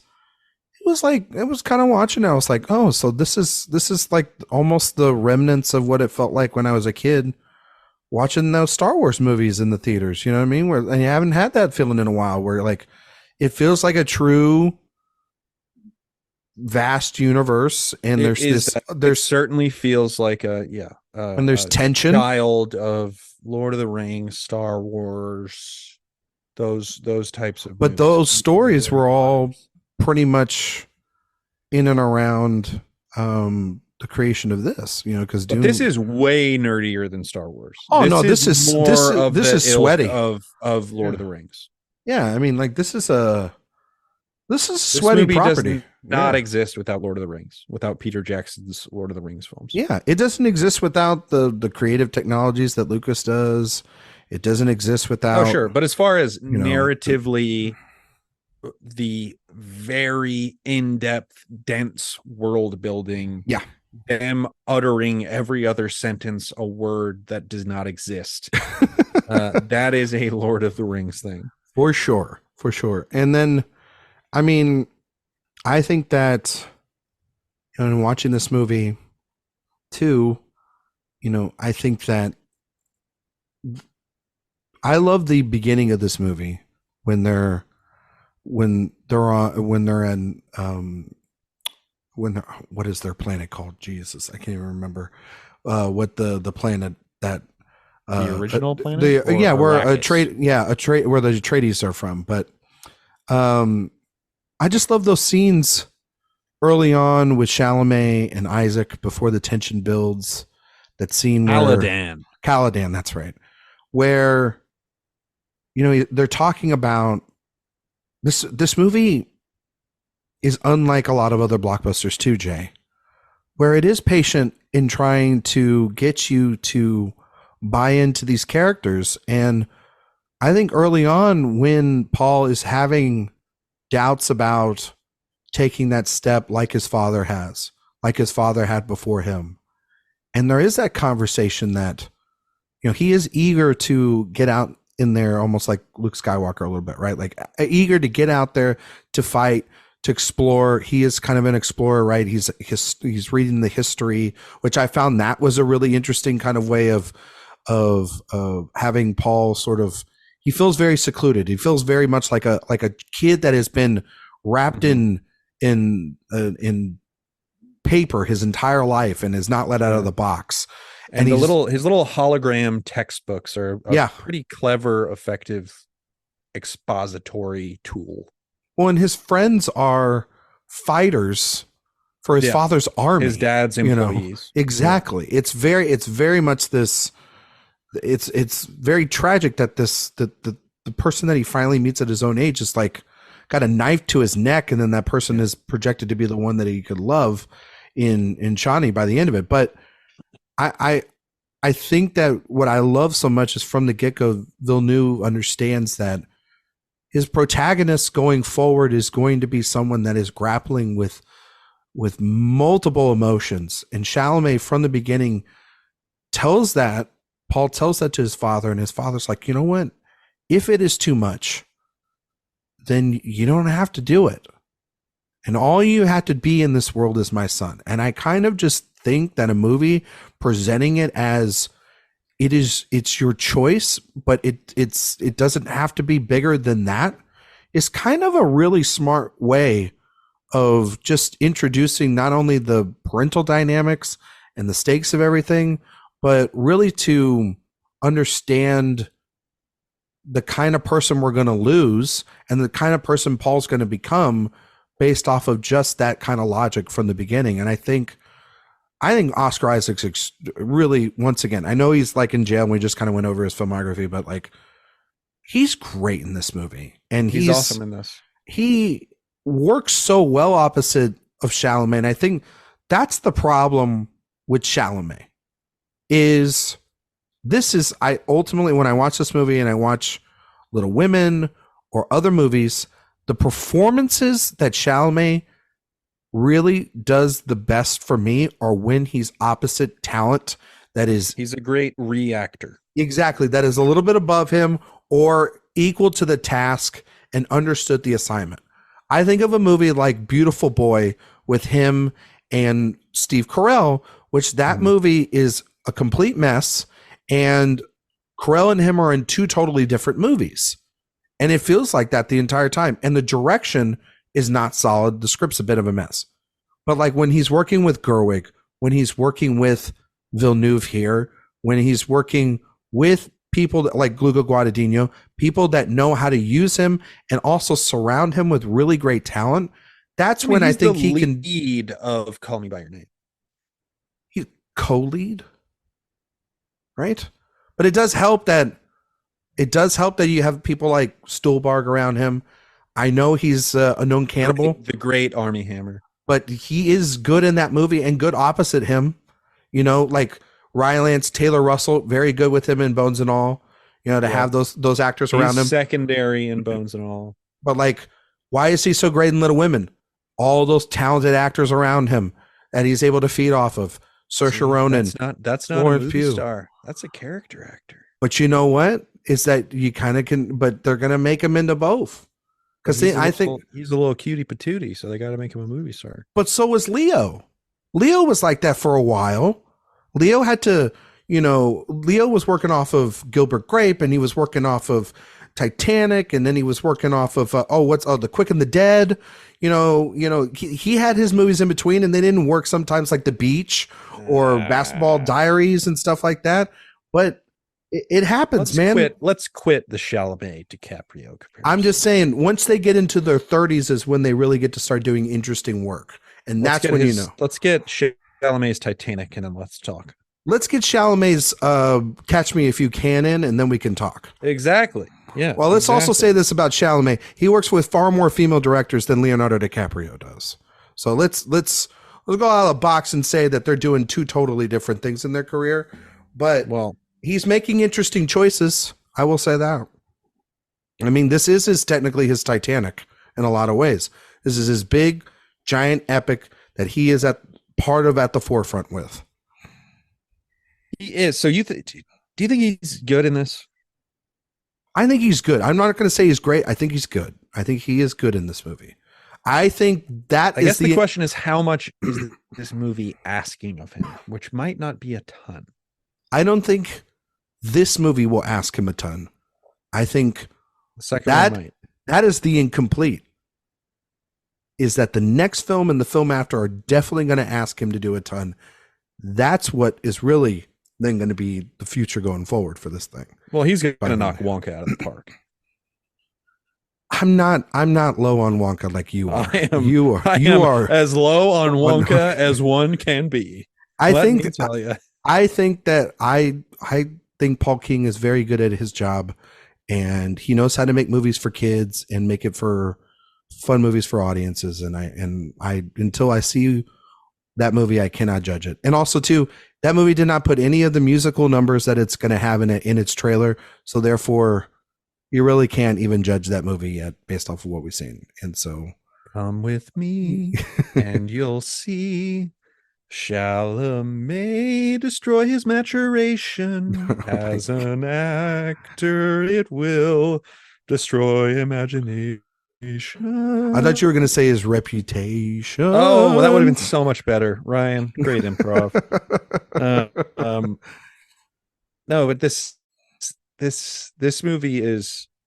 I mean, let's talk about Stellan Skarsgård, who is from both. I mean, really, it's all about the design of the character and him floating in that giant gown. And him coming out of that black regenerative goo later. That is the film, central piece of my interview with Moat, because he was the head of makeup on the film, and the Baron was the giant piece that got them their Oscar nomination. It was definitely that. I mean, it is a creation from hell. It almost feels like a creation out of a Fincher film more than out of a Villeneuve film at times. Like it. Well. It feels Baron Harkonnen, and I believe in the Lynch film they pronounce it Harkonnen. Yeah, however you want to call it. And in this they pronounce it Harkonnen. But Harkonnen in the Lynch film is grotesque. He's got like pimple face. He's got boils and all sorts of stuff here, and he's, I would think, less grotesque but almost more disturbing, menacing, less cartoonish than he kind of is in the Lynch movie, and it makes him scarier. Got like a bellow and very just grand, almost like he's almost like he's gonna come over the top of you and consume you, not eat you, but he's like a demon. Yeah, it's exactly like that. It's like a shadow that is alive, and it's quite haunting, almost like feels a little invincible. Yeah, it feels as if like he is a cheat code, and I love the Harkonnen's world and how kind of like nasty and vile it is, and it feels very. I can't wait for that in the second movie too. Yeah, just like the diving more into that, like the black and white sequences, like aesthetically speaking, just from that trailer. Rautha, who's Elvis. He's a hunk of burning love. That guy. They should have just got Sting to do it again. Sting hasn't aged at all.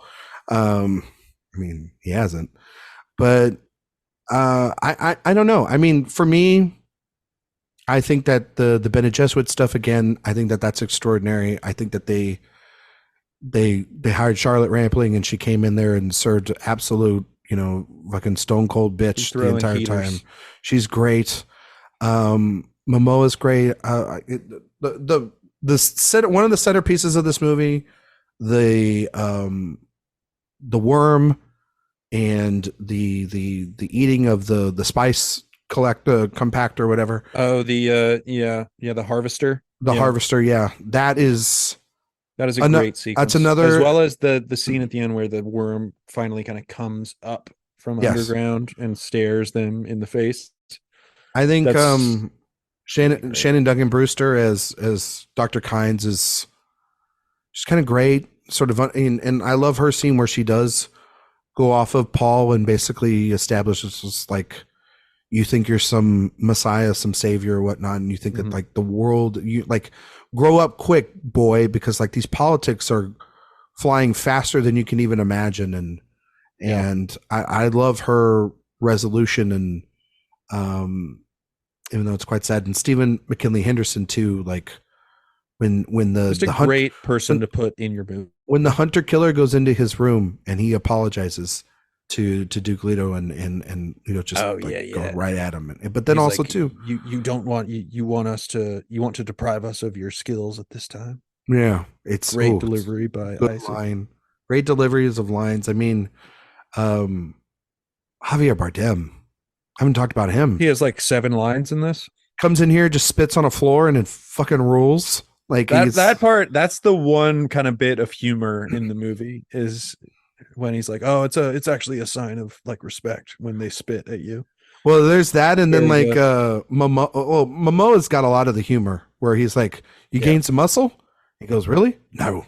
When he's talking to Chalamet. Momoa, that dude could carry a movie that isn't just Aquaman. I'm a big Momoa fan. That guy could carry us on his shoulders. Carry an airplane. Yeah, the guy's ripped. Also loves a good Guinness every now and then. He does. I do think, though, and this is the book, and I think it's also being kind of shown in the trailer.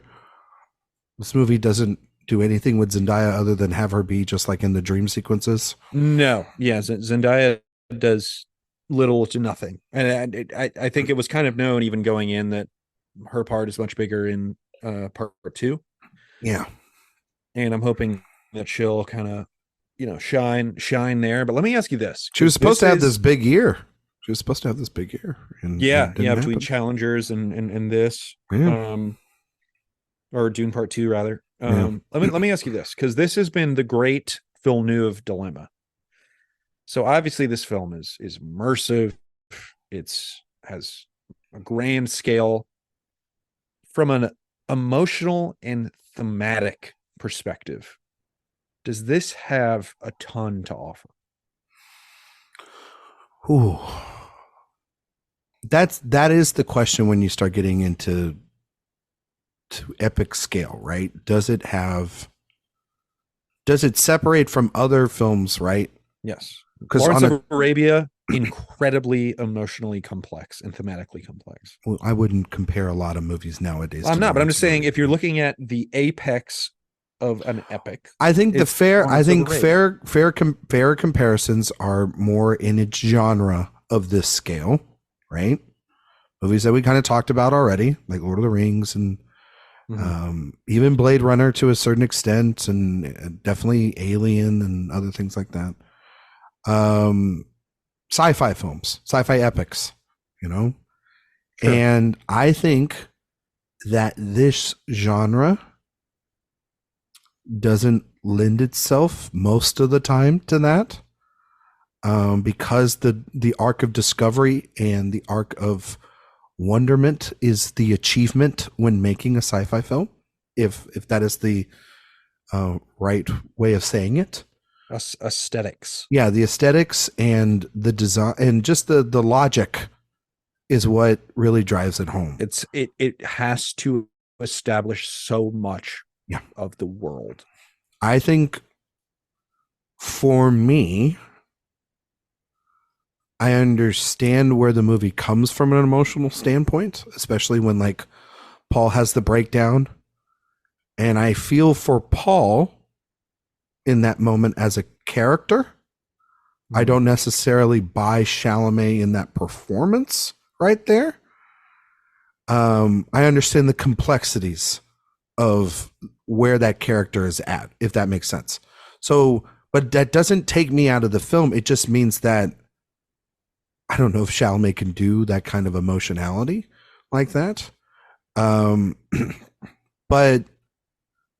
in terms of an emotional reaction, this movie doesn't like get me there.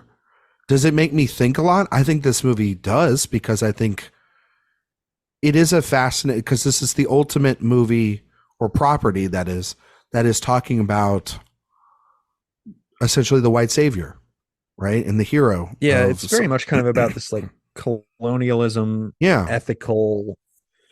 It's like the dumb guys, the New World. Exactly. But to your point about that this movie is incomplete, that whole narrative, knowing where it goes, because I do know where it goes, is much more fleshed out later on. This is that is my understanding. This is to establish the rules and the world. And in doing so, it succeeds wholeheartedly in doing. It feels very much like a traditional hero's journey so far. It feels like that is not where it ends. it feels like the rise, and we will find the fall very soon. And when we do, that's where I think the emotionality will kick in. And I think that that's when we'll come back to this movie and see potentially the through lines that Denis Villeneuve is placing if he does that from this story. So I think from what you're asking there, that is the more incomplete portion rather than TBD. Than the overall, like, this movie is, narrative. Yeah, the narrative, if that makes sense. Yeah, it is. I mean, it to me has been, well, watching all of these films consecutively, it's like, okay, these movies like completely consume me when I'm watching them, but how much there is there? How much are you taking away after the watch a couple days later is what you're trying Yeah, to it get is. I mean, and that was kind of the revelation. Like, Sicario is still a movie I love, but I'm also kind of like, not thinking about it, are you? Yeah, I get it. Yeah, but can I say this? Are you saying that because, like, when you see a movie like Oppenheimer, you've been thinking about that movie, certain things, or maybe just other movies in general? Maybe it just doesn't have to be. I mean, Oppenheimer is a good example because I have been thinking about that movie. You can't stop thinking about that movie. There are Oppenheimer fundamental questions that movie's asking. A phenomenal movie, and I do think about the one Villeneuve film that makes me feel that way is Arrival. Yeah, I've been thinking about that one a lot. Yeah, I've been thinking about Blade Runner 2049. I think those are the two movies that you think the most of when you're done with. I think that Dune is an incomplete property, but I think that could ultimately end up being there. I do. It could be there. And yeah, you kind of said rise and fall. My understanding is that it's more like rise and then continued very complicated rise. There is a fall. Yeah. Yeah. I mean, we'll I'm not totally familiar with it. You're probably more familiar to with the it. hero's arc. There's always that. So yeah, I mean, I'm stoked for part 2, but the higher the fall, the harder, or the higher the high is the how far they fall, essentially. And I think in many ways, Dune Part 1 was a world establishing, relatively straightforward, completely engrossing film, like totally immersive, impressive piece of work. And I think part 2 has the opportunity to be something truly special. And I can't wait to see that. Yeah, me too. All right. Yeah. Is there anything else you want to say about this movie? I mean, Chalamet's got some good hair. He does have a good set of hair on him. You gotta give him that. Brolin rocks. We talked about Brolin. No comment. I just think, top to bottom, great cast, top to bottom. It's the crafts are outstanding. Yeah. It is just Villeneuve. If you can say anything about Villeneuve, he's like one of the best film CEOs working right now, as far as getting the best people together and making an incredibly crafted movie. He gets the best people to work with. Yep. All right. Jay? Yes, sir. Before we get out of here, we're going to test your award season knowledge based off the film we just reviewed, which was Dune, Part 1. Dune. In a segment we like to call It's an Honor to Get Nominated. Now, Jay, I have spoiled throughout this review that Dune was nominated for Academy Awards. Yes, this was very recent. This is very recent. This is 2 years ago. So you should know. How many Oscars was Dune nominated for? Okay. So Dune, I believe, won score. Correct. Okay. And it won a bunch of techs. It did win a bunch of techs. Okay, so let's think through what techs it could have won. Let's do nominations first. So okay, let's do nominations. Editing. Yeah. Production design. Yeah. Costumes. Yes. Man, what else we got here? Sound, both Yeah. sounds. Well, there's only one sound now. Oh, there's only one yeah. at this point. Okay. That's 5 so far. Oh man, what else am I forgetting? Makeup. Yep. Boy, did it get adapted screenplay? It did get adapted screenplay. I don't. Did it get picture? I bet it got picture. It got nominated in picture. COVID year. Yep. That's 8. That's 8. Oh boy, did it get director? Jay, it did not. I don't think it did. It did not get best. I don't director. think it did. Nope. Yeah, I think I remember that being a thing. Because it was like, how can you not kind of acknowledge if you're gonna? This was one of those classic things where it's like, so everything was perfect, but you're not going to give it direction, which is sort of the culmination of all of those perfect things. Yeah, we'll talk about that. Oh man, you're at 8. What could I be missing?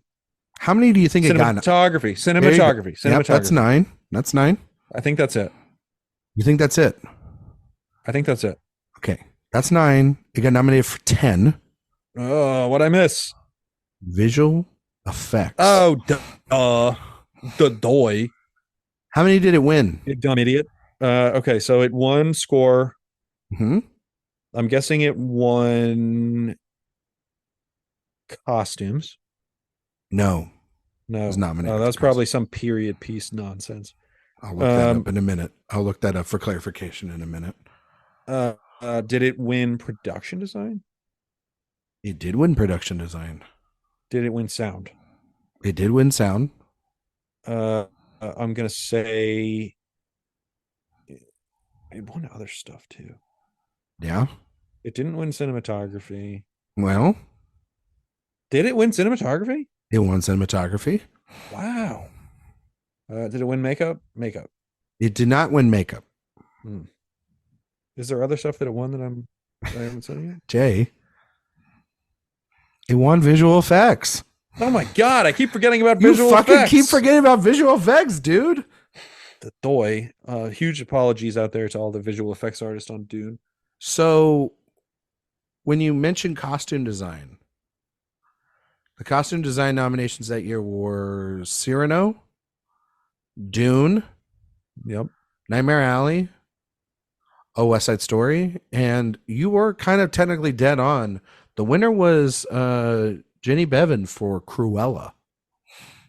Honestly, though, great costumes. That's a movie that it's just like, yeah, I get it. It's gonna win. Ryan, costume. A movie that, what is my quote about it? It represents the death of cinema, and I kind of liked it. Yeah. I hate that movie. Is that Craig Gillespie? It sure is. It sure is. It sure is. And that's Tony McNamara, too. And I like Tony McNamara as writing that script. Did he do Dumb Money? Who, Craig Gillespie? Yeah. Yeah. I'm all over that campaign for Dumb Money right now. Did you watch college football this weekend? Did you see the Dumb Money trailers everywhere? It was. I have seen more clips of Paul Dano being like, "I'm Paul Dano. I played this guy. This is Dumb Money." Mm-hmm. And somewhere in there is a quote from yours truly. So yeah, you're right. You're right. Yeah, you like Dumb Money. I was pleasantly surprised by it. I haven't seen Dumb Money. I think you'll like it. I'm excited to see it. Yeah. Director nomination. We were talking about that. You were talking about that Denis Villeneuve didn't get in. That was the big snub of the year, by the way, Jay. It was the big snub of the year. Talked about. That was the most talked about one. Mm-hmm. Obviously, Steven Spielberg was nominated for West Side Story. Kenneth Branagh for Belfast. Rizuke Hamaguchi for Drive My Car. Okay. Paul Thomas Anderson for Licorice Pizza. And the winner, of course, was Jane Campion for The Power of the Dog. I mean, just get Kenneth Branagh out of there. I mean, that's the answer. I know Nicole Ackman won't like that, but I agree. I actually think I like Belfast. I think it's undeservedly annihilated by people. I think that movie is pretty good, but come on now. Let's be serious. When we talk about Lynn Ramsey movies, I think Belfast will get brought up. That's all I'll say. Interesting. Okay. Yeah, All right. that's all I'll say. Yeah, I would totally kick out Brano for Villeneuve. I think There might be other people that I would even put in above Villeneuve. Let me look at my 2021. I'm gonna look here. 2021. While you're doing that, would you? I assume you would not give Dune Best Picture. No, that would be Licorice Pizza or West Side Story. I think I would give it to Power of the Dog. I mean, Power of the Dog rocks. I would love to see. Yeah, Drive My Car. Champion, get that. I love Drive My Car. Drive My Car is a great film. Licorice Pizza rules. West Side Story rules. Oh man, yeah, 2021. I like Nightmare Alley. It's actually grown on me. I do not like Nightmare Alley. It's grown. My beloved Matrix Resurrections. Oh, what a good movie. I'll never understand. Worst person in the world. That movie is fantastic. That was nominated in screenplay. It should have been nominated for everything. It was nominated in screenplay, and that was actually a good year. That was a good year for movies. Yeah. It was nominated for international feature, lost to Drive My Car, obviously. What, worst person in the world? Yeah. That was my number 3 of the year. Yeah, I would have nominated Petite Maman because I love Petite Maman is that movie has grown so much, and it's only like 70 minutes, and it's perfect. It's a perfect. That is a perfect movie, Jay. There you go. I don't know if that's a perfect movie. But oh wow, it's a great movie. Perfect. It's not for a 70-minute little package. You're damn right it is. It's not in my top 10. Well, you are wrong. You know what was that year? Pig was good. Macbeth. Counter Red Rocket, Benedetta. Ooh, Benedetta. Verhoeven. You're a big Verhoeven guy. That's a guy we should do. I am a huge Verhoeven guy. Jay, what are your thoughts on to talk Verhoeven? Jay, what are your thoughts on Being the Ricardos? I mean, I think Aaron Sorkin deserves his 15-year sentence in jail for that. That got 3 nominations. Actor, supporting actress, supporting actor. It sure did. It sure did. We lived in a I world remember coming out of that movie at it was a big screening. It was press and it was like important people. Mm-hmm. And I came out of it and I was like, what the hell was that? What are we doing here? You know, I came out of that movie and I thought, well, shit, Nicole Kidman's going to win another Oscar. Where are we at on Sorkin in general? I think Sorkin should go back to just writing scripts.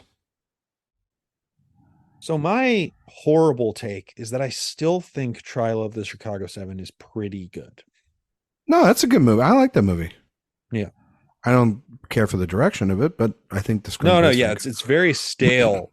I like Molly's Game, but I know I'm in the minority I don't really on it. like Molly's. Yeah. But I think that his scripts would be better in the hands of other directors. Much like they are, and they need a. I mean, Fincher and Sorkin is the perfect pairing. Well, I mean, him and Reiner were pretty good too. Sorkin is such a kind of, I don't know how to describe him. Optimist is not the right word, but he's definitely an optimist. Well, Fincher is the ultimate cynic. Yes. So that's kind of where The Social Network thrives. Well, I think it's somebody that like Sorkin doesn't know how to hone himself. Fully unfiltered Sorkin is a problem. I think that Sorkin doesn't know how to hone himself in. And I think that David Fincher is the ultimate meticulous filmmaker. And so therefore, he knows exactly how this is supposed to look and how it will be. And he will take things out and will tell Aaron Sorkin to his face, I don't give a shit. I'm making this movie. It's me. And I think that that's why Danny Boyle doesn't do a great job of it with Steve Jobs all the way. And I don't think because he's not able to take out some of those things. Danny Boyle's got a little bit of that journeyman in him. Yeah, he does. And I think that that conforms to the script. I think Reiner worked really well with him because early Reiner is so fascinating. That would is be a really interesting series. I mean, you just recently saw all the I saw A Few Good Men for the first time, and I was like, I can't believe that was the first time you ever seen the movie. I know, it's crazy. There are some of those every now and then where you're like, how have I not seen this movie before? Well, there was that time in Sorkin's life where he was taking some stuff that he doesn't normally take anymore, that some people would big cocaine. Yeah. He was big on it. Well, a lot of people say like that's when he was at his best.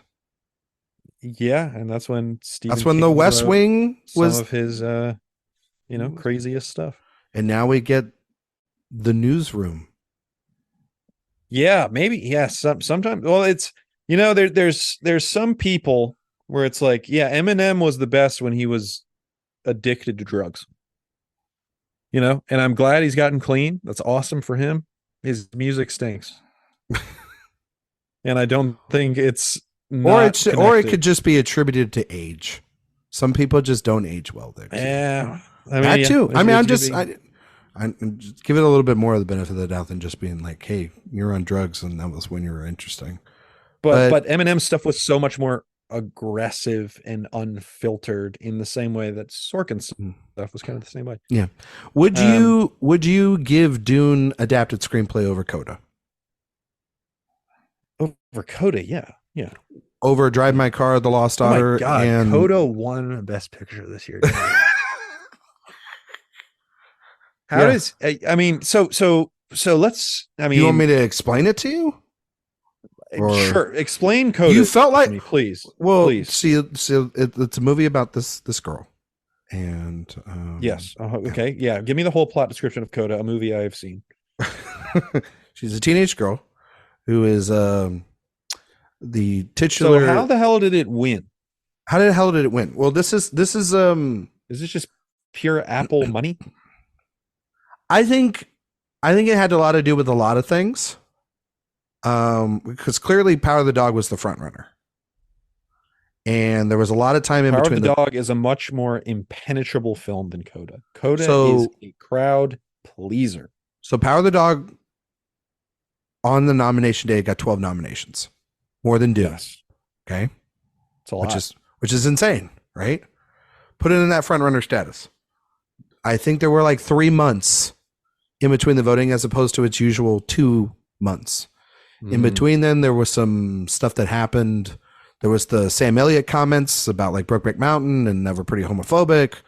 There was the incident at if you want to take it seriously as that, there was this incident where Jane Campion made some comments at the Campion had that thing. Yeah, with the Williams sisters or whatever, and that it just fell on her face. It was stupid, but people make things out to whatever to be. But the thing about it is that it just felt like the movie itself it had all of its momentum and it peaked very early after the nominations.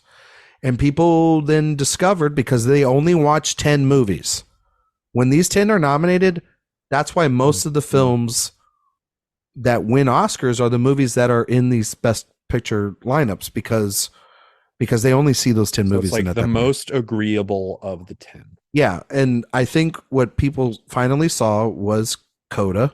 And that's the movie that makes you cry in the last 5 minutes. Exactly. And it's a little bit, and it's less challenging for sure. And it won SAG Ensemble. And when it won that, it was like, well, that's pretty unanimous, because it's also then like, it's also about a family of, a hearing impaired family. And it's this story of them all coming together at the end. And it's very heartwarming. It also makes Hollywood feel good about themselves, patting themselves on the back. That like it does do that. Diversity, in a movie, and da da da da da. And it's like and you put that cast up there, and I saw their movie and they made me happy at the end. As opposed to when you watch the end of Power of the Dog, you're like, holy shit, Benedict Cumberbatch is an asshole. And so is Cody Smith. Yeah, that was messed up. Or when I first saw it, but then I feel like that. So that was the King Richard year. Yeah. That movie is such a feel-good movie too. I thought about for a long time that was going to win too. I felt like those were the two. Well, and Belfast was like that. People thought Belfast was going to win for a while. Coda, good Lord. But then, I think having that extra month and you mix a little bit of negativity, a negative campaign around Power of the Dog, and then you mix in the fact that it's a little bit more of a crowd pleaser, and it won all 3 of its Oscars that it was nominated for. It was only nominated. It was only nominated for supporting actor for Troy Kotsur, screenplay and picture, and it won all 3. Screenplay for Coda, adapted screenplay. Good grief.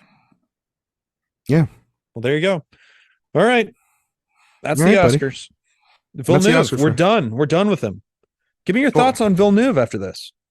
I'm just curious. Like, what is your feeling on what Villeneuve represents in the world of modern cinema? I think he's a big name. That's not one of my guys. He, I think, is less of one of my guys than he was at the beginning. I remember that first time you were like, "This is my guy," and you said it like 9 times. And I don't think he's my guy. And I think he's a guy that I will go and say, "Hey, Denis Villeneuve's got a new movie coming out. I'll go see that." I'm pumped to see a new Villeneuve movie. Like, hugely pumped. Pumped would I would. What are you talking about? You just talked about how much you love Dune. Yeah, but I'm just talking about like in general. Like, would I put? He would probably be on like. I mean, just think about if it's not a Dune property. I mean, like movies: Dune, Blade Runner 2049, Arrival, Sicario. As far as the last 4 movies are concerned, that's a heater. Those are that's pretty good. It's damn good. But would I put him up there of like, if you put another director that I like or love or no, he's not like put him up there and be like, hey, you can go see the new Denis Villeneuve film, or you can go see the new David Fincher movie, or the new. Well, that's unfair. David Fincher is one of your and my. Yeah, I know, but like, okay, like so, or the new David. He's not one of my guys. Or would you want to go see? I would rather David you Lowery. Said David movie. Lowery. I'd put Villeneuve over Lowery for me. No, man, Lowery rules. I love David Lowery, but I put Villeneuve over. See, but I wouldn't. I would go see a new Lowery. I would go see. It's not my fault. You have no taste. I go see Gerwig. I would go see. There's a lot of other. I'd probably could put Gerwig above. Yeah, I'd go see Jenkins. I'd go see Steve McQueen. Yeah. All these you're talking about some elite of the elite. I know, but he's a name brand. I guess it depends, like what you mean by your guy. I will say definitively something that I wasn't sure I believed before. I like Nolan more than Villeneuve. Yes, that is not even a question. And they are the most 1-to-1 comparison, I think, as far as what they're striving for. Mm-hmm. Mm-hmm. I agree, but that being said, I do trust Villeneuve.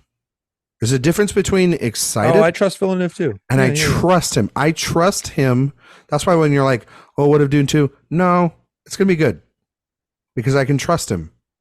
He took a Blade Runner franchise and Dune. Now he's made 2 movies that, in lesser hands, would be absolute shit. And you know that, and I know that. Because we've seen, and as much as I love David Lynch, and you love David Lynch, we've seen what a Dune movie can be in the hands of studio meddling, especially, and don't say that they don't meddle now, because we know they do. Especially somebody like Warner Brothers. Yeah, I think I can trust somebody I can trust. Doesn't mean I'm rushing to see it. But then again, I say that I will be there first in line to see this new Dune movie, so I'm a hypocrite. Oh yeah, I really hope they do a double feature with the first one, so I can see. I think they will. Yeah, they sure for sure I hope will. So. Theaters like making money; they'll do it. They do. Yeah. Should we rank Denis Villeneuve's movies? Yes, and just for our listeners out there, I just want to clarify: we did not rank our Todd Haynes watches yet, because we will be reviewing May December at a certain point for a bonus episode, and we will do our rankings then, and we'll put May December in those rankings. We would normally do that with Dune 2, but that's obviously not out. So we'll probably have to reorganize next year. I also think we kind of forgot with Todd Haynes. I think we did. So there you go. But I also think that that's just kind of the now right thing to do. we've got the opportunity to do it in full in December. I wasn't trying to make us sound like morons and forgetful people. We do that plenty on our own. But we do that on our own. Do you want to go first or should I? Yeah, I'll go first. Okay. So I'm ranking 8. The one that we didn't cover that I'm including is Polytechnique.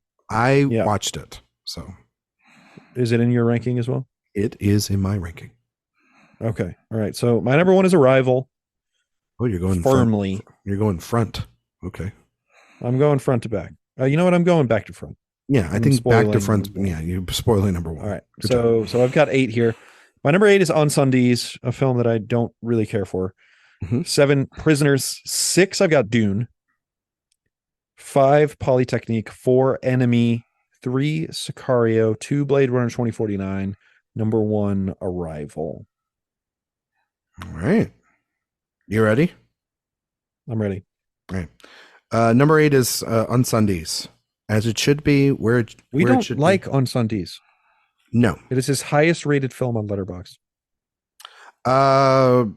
Number 7 is the movie called Prisoners. Mm-hmm. So we're in sync so far. My number 6 is Enemy. I like Enemy more than you do. Yeah. 5 is Polytechnique. Mm-hmm. Good movie. Yes. 4, Sicario. Mm-hmm. 3, Dune. Yes. So we got the same top 2. 2, Blade Runner 2049, mind you. Yeah, and number 1's Arrival. Number 1 is Arrival. It's his best movie. It is close, though. I have Arrival firmly number 1. I would say Ask Me Next Week and Blade Runner 2049 might move up there. Yeah. But I think Arrival just is like from all aspects. You talk about that emotionality that Dune doesn't have. Arrival has that in 1,000%. Yeah. That movie is incredibly emotional. Special movie too. A movie that was special when I watched it and now, and definitely special when we saw it in theaters when it came out. Mm-hmm. You know, I don't think you can understate how impactful that movie was in getting a lot of people, including myself, out of a real funk. And but Blade Runner 2049 shouldn't exist. And I kind of that is one of the classic why the hell did they do this? Oh, it's a no, yes. Yeah, it's like when you're watching football and somebody throws a ridiculous pass and you're like, no, that's an interception. Oh wait, he got a completion. All right, okay, cool. All right, first down. And but that's not a first down, that's a touchdown. Because that movie and also the guy juked a guy out and ran 45 yards down the field. And exactly. Jay, that's it for this week's episode. Wow. But before we get out of here, one last thing for the series. We announced earlier at the beginning of this episode that we will be talking about the films of Lynn Ramsey. So we will have the Rat Catcher episode next week. A mere 4 episodes. 4 episodes. 4 episodes will come by like that. It'll just move like a month. A month is nothing in the world now. But we got to decide what we're going to do with the other 8 weeks of our life. Right? So I came up with a great solution. Mm-hmm.